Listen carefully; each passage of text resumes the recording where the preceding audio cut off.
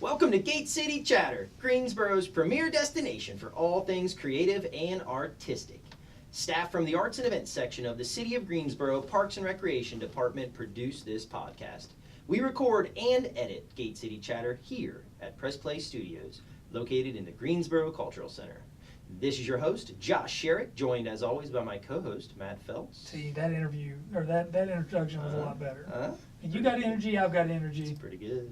Good Friday. job. It's Good Friday. job. Friday. All right, today's guests are Bob Beerman and Teresa Rasco with the Bass Violin Shop located here in Greensboro on Cedar Street. Teresa, Bob, how you doing? Pretty good. Welcome to Gate City Chatter. Is this your guys' first podcast ever? Yes. Most people it is. Me Most too. people don't do podcasts. Well, thank you guys so much for joining us. Yeah, we were talking a little bit before we got started, and we always just try to have like creative people on, and we've sort of taken an angle towards small business and entrepreneurship and kind of that notion, and you guys kind of fit all the bills, we found out. Matt found your business on Instagram, Found you on the Instagram. I believe you're Cody, whoever runs that. He followed our page, and then I saw the photographs on it. And we'll talk more about that later, but the photographs are just top notch. Yeah. They're really good, and so I decided to reach out, and you guys were kind enough to come all the way down, so we really appreciate that. Yeah, most definitely. So give us a little introduction, tell us about yourselves and about the business, kind of like the whole history of the situation. The business is entirely double bases. Mhm. That's all we do. We sell them, we rent them, we repair them, and it's a occupation that I came to sort of late in life after being a bass player for about 25 years. Really? And just sort of fell into the repair of violin family instruments. In 1995, I was playing a gig, and my bass fell over and broke the bridge, so I took it to Artley's Violin Shop in Gibsonville, and they were happy to help me figure out how to make my own bridge. And I just fell in love with that pretty quickly. I thought this was a lot of fun, and I was looking for something to do in the daytime, being a full-time nighttime musician. Yeah. Right. And so I started hanging out there, working for free for several months, and then they sent me to New Hampshire to study violin making, repair sort of stuff that summer, '95. And I came back, and they hired me to work, I think it was part-time to start with, and then ended up staying there for 6 years, working on Cool. violins, violas, cellos, and basses. Cool. And in 2001, Teresa and I, my wife, decided to start our own shop. She was out of town, and this place came available on Lee Street, now Gate City Boulevard, Mhm. and right next to Beef Burger. Yeah, beef burger, yeah. Yeah, in between Beef Burger and the House of Health. Yeah. There's a lot of room between those two. Yeah, no kidding. You filled an important gap. So we started there in 2001. We call it 2001 A Bass Odyssey.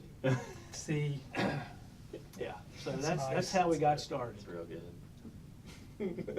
so you went into this shop and to learn how to. Did they sponsor you to go to New Hampshire to take this, or?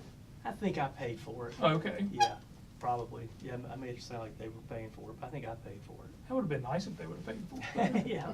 That's funny. I It's got a lot it's of in the it. Northeast like that. I was watching This Old House this past week, and they went in, and there's a whole boat building school in like that area. I think it might be in northern Massachusetts around Boston or something.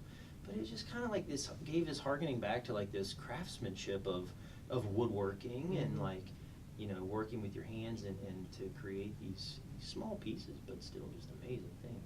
Yeah. It's interesting. You went to New Hampshire for that. Yeah. I'm going up there this summer. I'm taking a vacation to Maine and New Hampshire, Oh, Vermont. wow. Yeah, That's I'm really excited. Yeah. That's Anyway. good. Well, right on. Cool. Very cool. Is that what a luthier is? You mentioned on our script, Matt, that it was a luthier.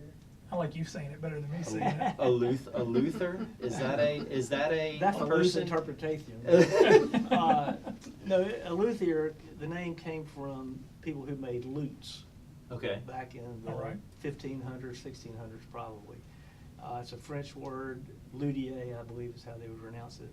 And it applies to anybody who makes stringed instruments, really. I see. Or And now it repairs. applies to, or repairs, yeah. So that's where the name comes from. Nice.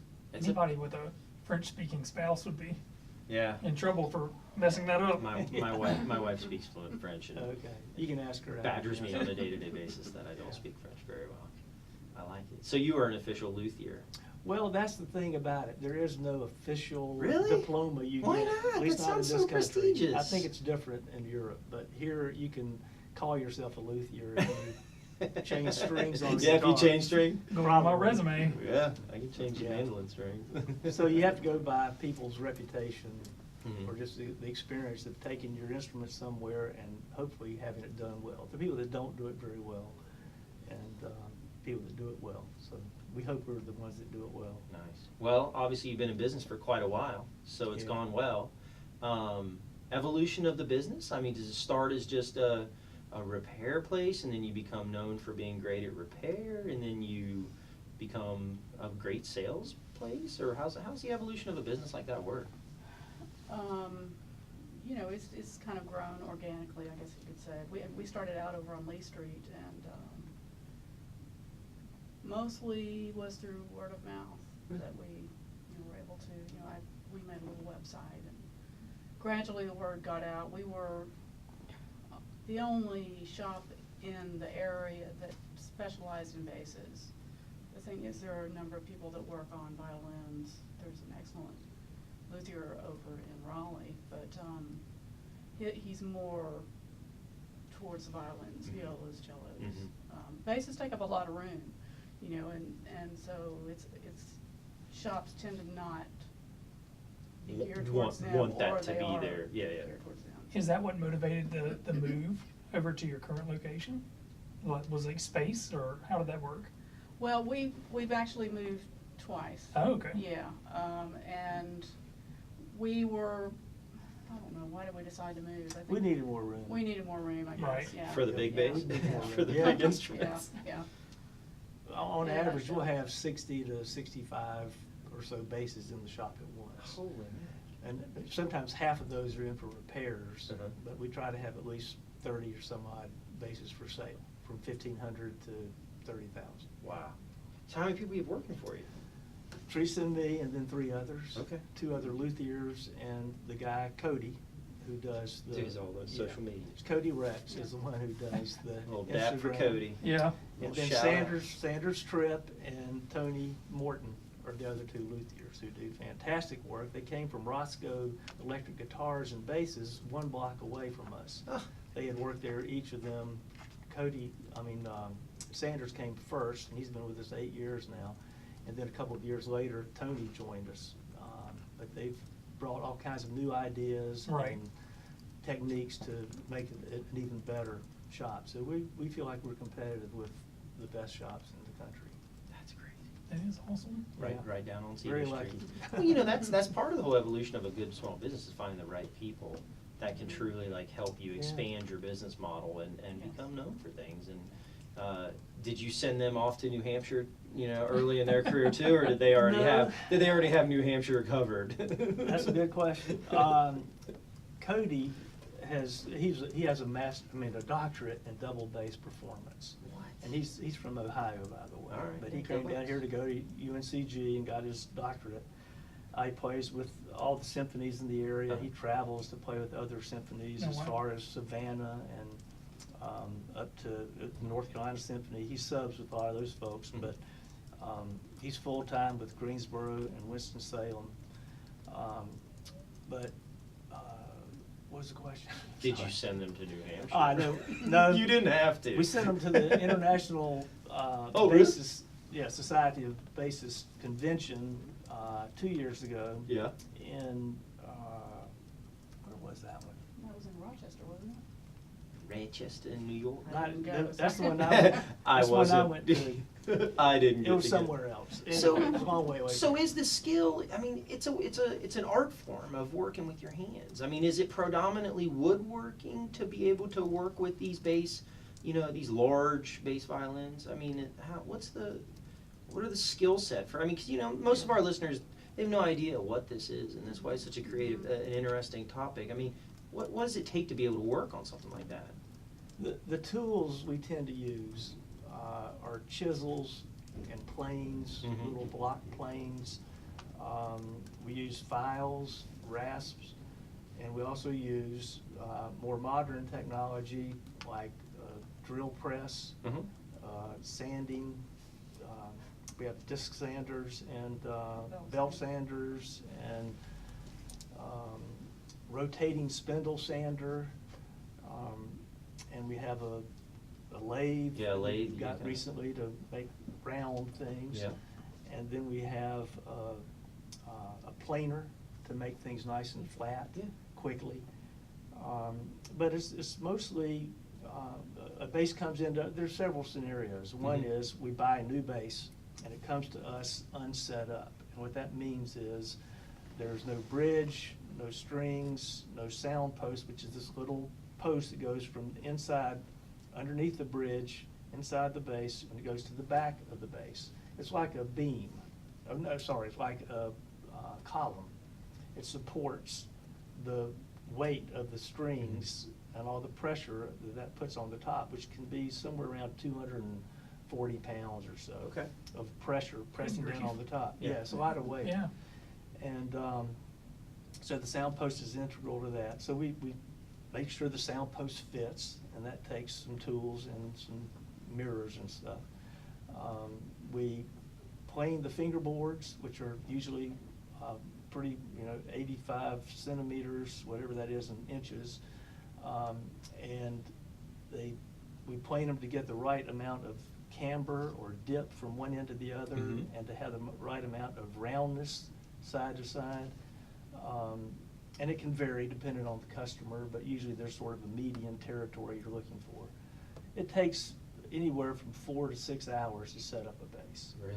And that includes cutting the bridge, which means we get bridge blanks Mhm. that are already Sure.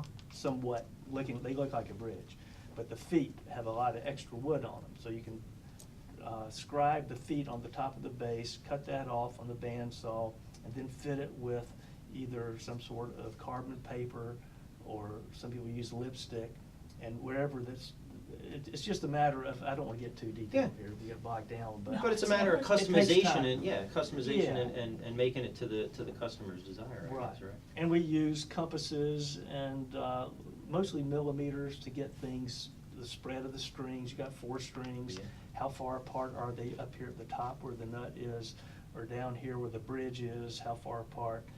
And how much of an arch on the bridge. If they need to bow, you have to have more arch. They can Mhm. hit the middle Yep, so they strings can hit the without middles. hitting the outside strings.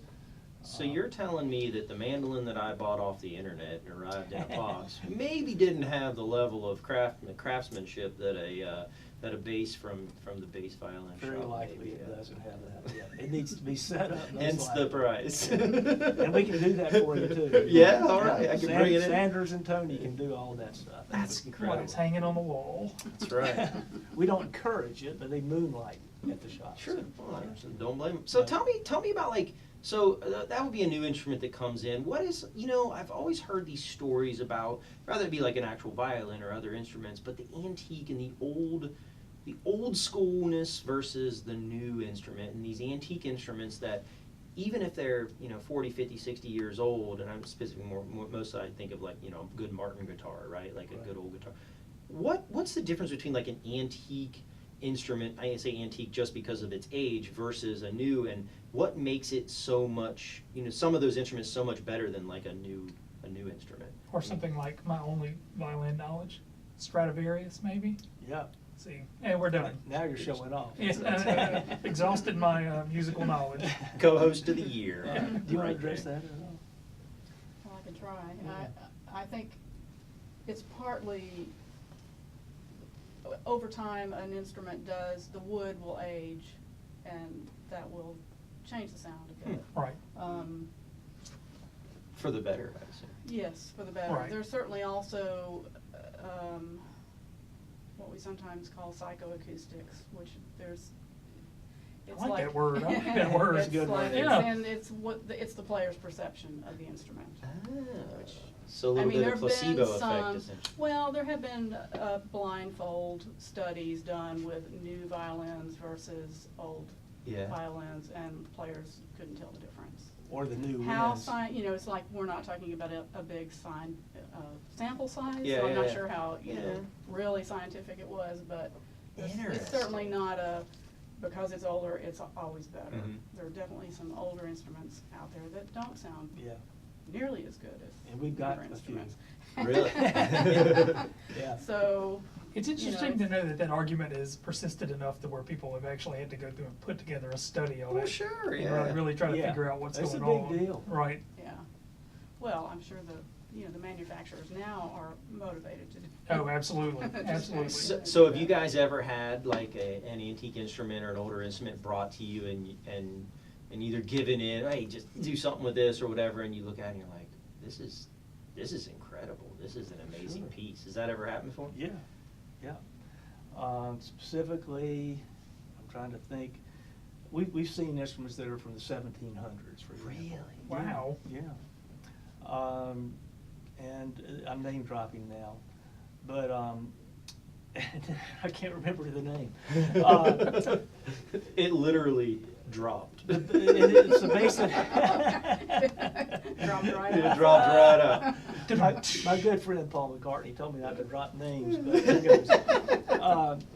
It was who's the guy that we did the video for us? He can cut this part out. It'll come to you. It's a big name, folks. It'll come to you in about an hour and a Yeah, half.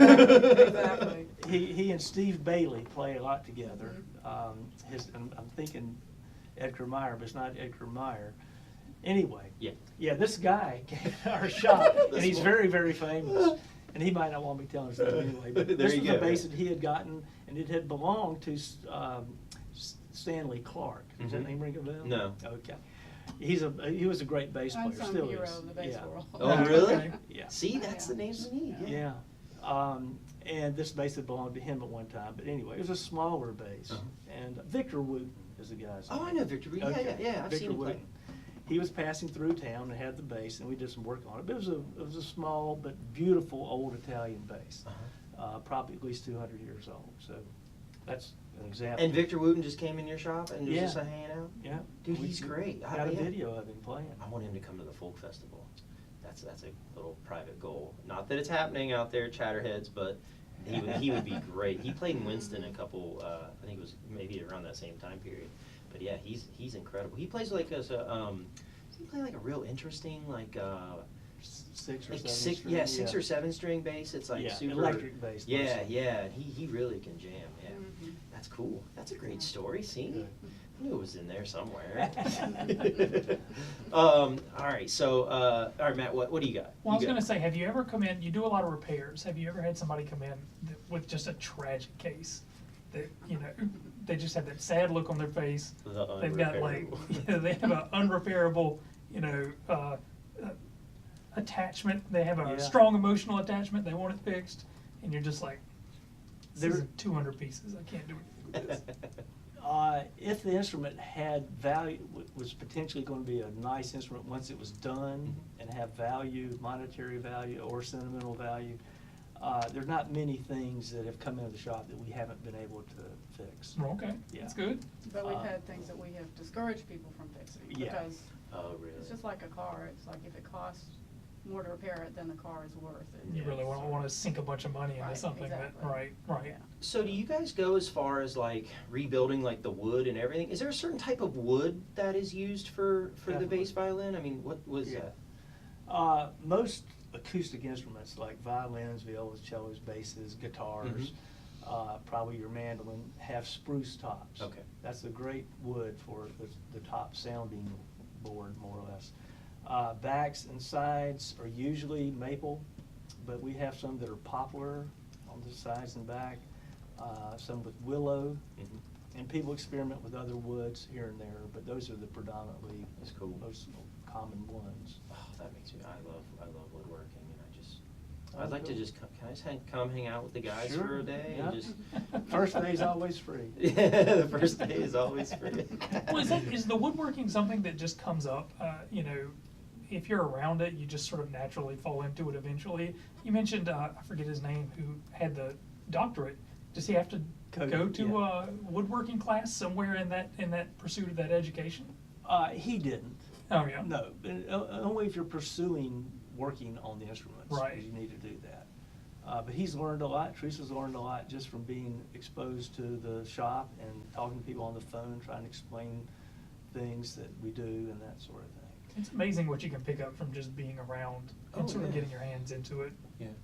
Now, so in terms of like a business in Greensboro, so your guys, I imagine there's only so many people that buy bass violins in Greensboro. How would you characterize your business in Greensboro, or your customer base, I guess, or you know your potential customers in Greensboro versus the kind of regionally? Do you sell a lot online? Do you do a lot of like larger, you know, kind of distribution? Well, we market ourselves as the Southeast double bass specialist. Okay. And that name, I guess, came up because that's where we were drawing from. It's definitely not just in Greensboro. Yeah. I mean, there are not that many bass players Sure.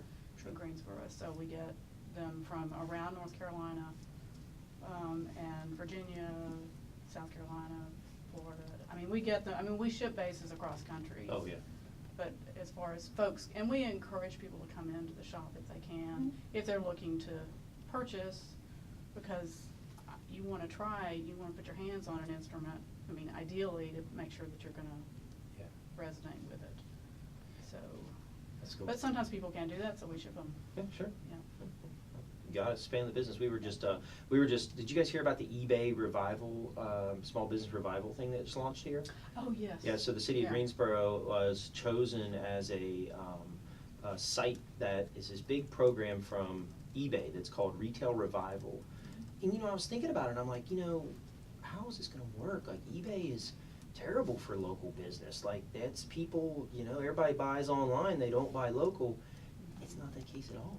In fact, most businesses, they show all these statistics and they say that most businesses local, 25 of their, if they are on eBay and they expand their marketplace to the entire world, 25% of their business is local and the rest is completely eBay based. And they talk about the growth trends and they identified Greensboro. We didn't go find them. They called us and they said, in North Carolina, there are X amount of these, you know, X amount of of eBay businesses, you know, there's something incredible number, like 9.4 million companies that are on eBay selling or something. And there's a heavy percentage in North Carolina, and that our market here has the specific ability to benefit from this retail revival program. And so basically, I think before March, or in March at some point, they are taking applications and they'll select up to 100 businesses, and then they come in and they do this intensive like 12-week program where they work with and coach local businesses to help them expand onto the eBay platform and expand their business. And it was such an eye-opening thing for me. I'm not a small business person, I work for government, but I was just like, wow, like that totally just changed my perception of like what internet commerce really is and how it can help small businesses as opposed to hurt them. I mean, it's just, That's nice. yeah. But anyway, if you guys are interested, check Yeah. out the eBay Okay. thing. So so we've talked a lot about the instruments. We talked a lot about that. Is there creative expression when these guys or yourself are working on these instruments? Do you find that there is a sense of creative like give back to these pieces of wood and these instruments? I mean, what's that like? Yeah, definitely. Everybody uses knives and chisels and planes and sandpaper and scrapers to do whatever we do. If I'm putting a bass together, or you know, doing a setup on the bass, not putting it together, and Tony or Sanders are putting the bass setup together, I can tell my bridge from Tony's bridge or from Sanders' bridge because of the way we cut it. Really? Yeah. And other little, how we might do any particular part of the setup can be distinctive and reflect your own, you know, creativity or Technique or technique. Right. Yeah. So then do you get pieces that are brought back that may have been damaged or whatever, and you can tell, oh, I remember this piece, I remember doing this with my hands? Yeah. That's incredible. Sometimes, not always. What a powerful thing, man. I admire that feeling. I wish I could have Well, that the feeling. reality too is, it sounds kind of rote, like everything would be the same every day, but every day it has different challenges and opportunities. It's never the same thing twice. The reason I sort of went with that question is because the instrument itself and the sound that it puts off always it's easy to recognize the sort of creative expression coming from that. But I feel like it would be easy to overlook the instrument itself and everything that's gone into that instrument to get it to that point. Definitely. And I definitely wanted to hear your thoughts on that. So, hey, yeah, that's excellent. That's really good to hear. What do you guys think? What do you think of the overall like scene here? You've been here for a long time. You've been working in this business for a while. What's the musical arts and the creative kind of community? What's your vibe? How do you feel things are at in Greensboro? Do you ever contemplate and consider that? Well, we don't have the performer's perspective, as far as that piece of it goes. I mean, Bob approached it for a while as a performer. Mm-hmm. It certainly changed in the time that he's done that to not being one. I mean, he is, but not a paying musician. So. We play different instruments. Yeah. She plays We accordion play and I different play instruments. dulcimer. Really? That's what we do, yeah. Yeah. We play old time music That's mostly. awesome. But, I mean, there certainly seems to be a pretty, I mean, for a city of its size, it seems to be a pretty vibrant community, musically speaking. Certainly some great artists have come out of here. I'm thinking about Rhiannon Giddens and Laurel and Dawson and Mipso. Mipso. Yeah, Mipso. Lake Street Dive. Yeah. And now in today's paper, Robinson, Emily Emily Robinson. yeah. I don't know if you saw her in today's paper. Uh-huh. We knew her dad, he's a teacher, retired public school teacher. Do you know Charlie Hunter? Did you know that name? There's a guy named Charlie Hunter that just moved here that's apparently like an incredible guitarist. He's playing at the Crown at the Carolina Theater in April. And apparently he's a wizard on the Okay, guitar.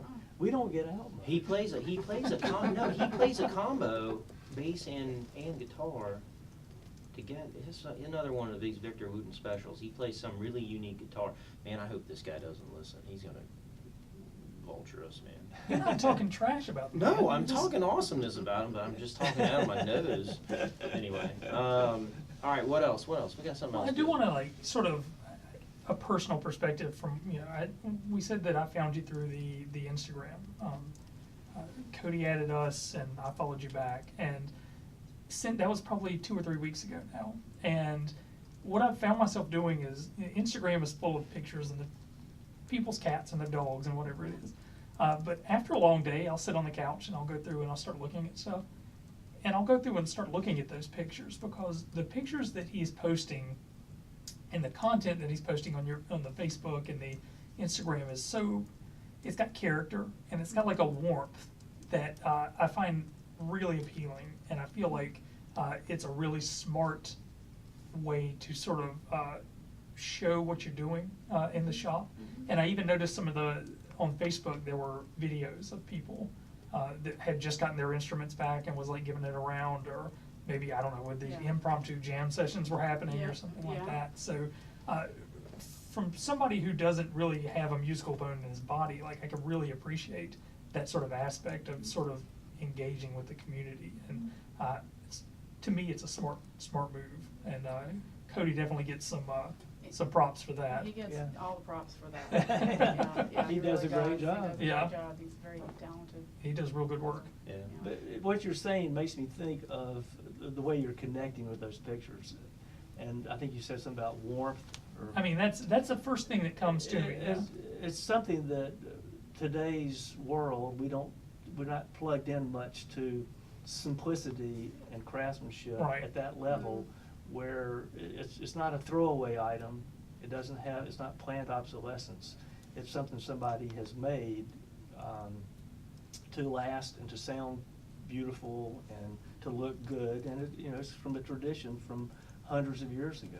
Right. So it may be sort of in our DNA that we're attracted to that sort of thing. I don't It's know. a similar feeling to when I watched the Woodwright Shop, Mhm. but more refined. Yeah. No, there's beauty in it. Yeah, It's a absolutely. craft, and there's beauty in that craft. Yeah, totally agree. Sorry, I Googled on the way you were talking there. Charlie Hunter, custom-made 7 and 8 string guitars, which he simultaneously plays bass lines, chords, and melodies. He lives local. Charlie, if you're listening, welcome to Greensboro. Holler at us on Gate City Chatter. We'll shoot over to the, we'll go to the Bass Violin Shop and we'll do a video vignette in your store. That's great. How's that sound? So, anything exciting coming up you guys want to plug? Is there a website you guys plug normally? Is it just any information or events you want us to kind of put out there to the crowd? Or we can just have people Google Bass Violin Shop. BassViolinShop.com is our site. We also Okay. have, like you said, the Facebook Yeah. page, All the social Instagram, media stuff, yeah. and YouTube. Well, we sponsor another podcast. We do sporadically Oh, cool. sponsor a podcast that's directed to bass players. What's it called? Ask Cody. We will find out. Jason Heath. Jason Heath. Okay, nice. Yeah. Well, we will Yeah. share We'll get the access- the love we'll on get Jason access to Heath's that and make sure podcast. we can share that on our feeds as well. Absolutely. Right. Oh, good. Yeah. I love it. Yeah, very informative. Josh is looking it up right now. Trying to. He's trying to be secretive about it, but It has a name like the bass something or other. I dropping like the that though. bass. I like that you sponsor a bass podcast. That's good. That's Yeah. really good. The fact that there's even a bass, I mean, I shouldn't be surprised that there's a bass podcast out there. If you're interested in Pretty something, specialized. somebody is doing a Yeah. podcast out there on it. And Cody listens to it religiously. Oh, really? Yeah. Cody is really, really into the history of basses and the everything that you can think of that relates to bass. When you talk about that 200-year-old bass that comes in, my first sort of thought is just the history of this thing. It Yeah. hasn't belonged to the same person probably that whole time, or even that family. So Right. how did that get to the point where it's like, well, coming through my door? That's interesting to Yeah. me. You remember the movie The Red Violin? Yeah, Yeah, yeah. that's what that whole story is about. Right. It followed this violin through centuries. Absolutely, yeah. Yeah. Well, y'all's story of the 2001 Bass Odyssey is a good one, and That should be on a T-shirt yeah, or something. and we appreciate you sharing it with Thank us. you. It's really awesome to talk to like people that are dedicated to Greensboro, dedicated to from putting into the creative culture here, small business successful. So we invite all of our Chatterhead listeners to go out and check out the store at the Bass Violin Shop. Check them out online at bass.violinshop.com or go over to Cedar Street and take a look around, pluck a little bit, right? Yes, or both. My favorite guy's Bob Crawford. He's a bass player for the Avett Brothers. We service his basses. Get out of Yeah, here! we- Come You on. just made his We've known day. Bob forever. Really? Yeah. Yeah, he's a good guy. he has a podcast. He has a history podcast that he does. You ever heard of that? Really? Yeah, it's called oh shucks. This is the episode of not being able to Yeah. remember anything. Apparently. Man, it's Friday. Yeah, that's great. See, there's a second. Victor Wood and Wood Bob. Robinson. Do you know Wood Robinson with Nipso? Yeah. You did his too. He's our guy. So how does that work? If they're on tour, do they just like send them back in and like say, hey man, will you tweet Usually this? they have Bob Crawford has the road man, whose name I can't think of right now, Yeah. brings the bass to us. Uh-huh. And Pete, then- locally? Pete. Schroed? Yeah, Yeah, yeah. Pete's a friend of mine. Green Bean. Yeah, Formerly. yeah. He's my neighbor. Pete Schroet. Yeah, Yeah. Pete Schroed. And he's brought us his Bob. Bob bought a bass from us when we first opened up. Really? Yeah, Nice. around See, 2002. brought it all together. Awesome. Well, that's wonderful. All right, well, great. Thank you all. Thank you both, Thank you for Bob, coming. Teresa. Thank Thank you you for for coming. joining us. And yeah, before we go, Chatterheads, we just remind you to leave us a review or a bit of feedback.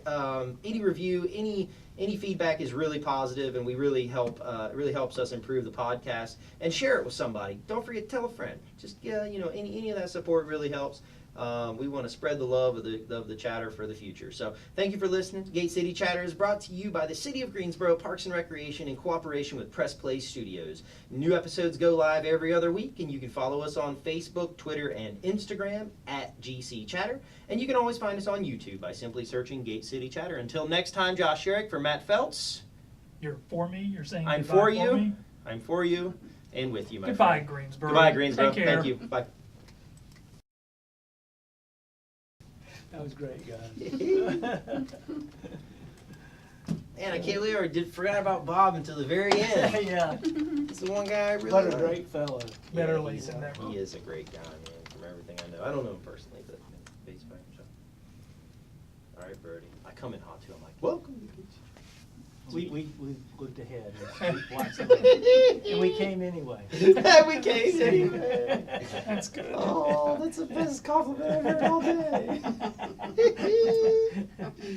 Oh, that's good. Right on. All right, well, I'm ready when you are, Brody. We are editing it. You're just gonna start at the top. Yeah. Yeah. I only made it through like 2 lines. And I don't think it was that strong of an entry. Mhm. I've done better. Although this season I've been really off on my intros. I think it's because you changed our hook line. I think you've done better since I changed it. I'm going back to the hook line. Oh, you do whatever you want to, Chief.